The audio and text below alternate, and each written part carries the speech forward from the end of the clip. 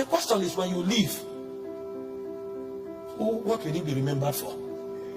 There's no house you build that will last for more than 60 years.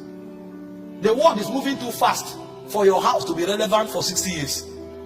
There's no car you buy that will be relevant for more than 10 years. There's no money you have in any account that can exist beyond 2 generations. And so the question is, when you leave, what will you find about you? The only thing that can live with about you forever are the immortal things you pick from the presence of God. Because everybody who goes there carries something.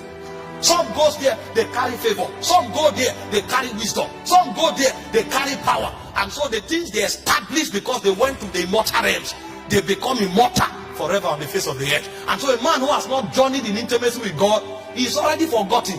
He's just using money to sustain his influence. Some people are struggling so hard to be relevant while they are yet alive.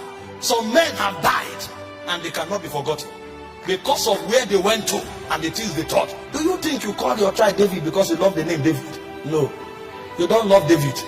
That name has no meaning to you. It is because of who bore it and who he became in God. And so when you call your son David, you are actually reminiscing on the immortality of a man who has walked with the Spirit. So men become eternally relevant because they walk with the Spirit. This is a man who wandered around with women, but suddenly he saw a spirit and he started walking with that spirit. And forever and ever, generations to come will be honored to name themselves after his order, because he has seen something that is eternal. Abraham was in the hall of the Chaldees until he encountered that spirit. And when he met that spirit, forever and ever, you and I became the children of Abraham. Somebody may be making 1 million a month, 10 million a month, 20 million a month, and he said, I am doing well. And then they look at you from Zion, they say, you've never come here. How come? How come we've never seen you?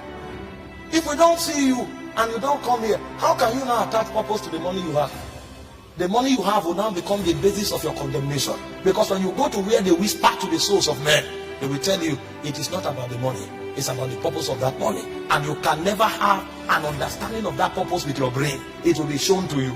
And so the first true benefit of prayer is that in prayer, men are invited to walk with God.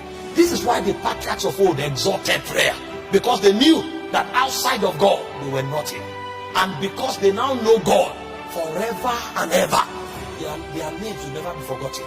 Did you not read about Elijah? Elijah had to be invited to the earth 4 times. God said, no, you have known the glory too much for us to let you go. So you will not die. We will preserve you for another generation. They said the spirit of Elijah came back. And after the spirit of Elijah came back, the 2 witnesses will still come back.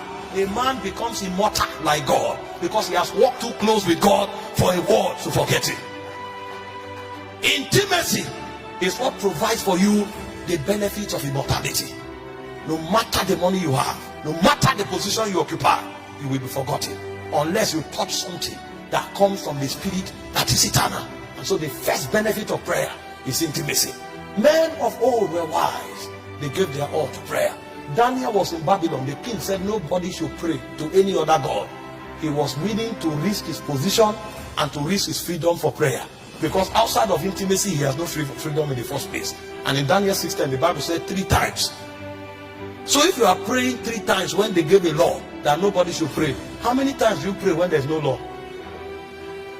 And he said 3 times the guy prayed facing Jerusalem. He was not afraid to be arrested. And when they arrested him, he didn't apologize. I'd rather be nothing with prayer than to be everything outside of prayer. Because with prayer, I have God. Outside of prayer, I have nothing.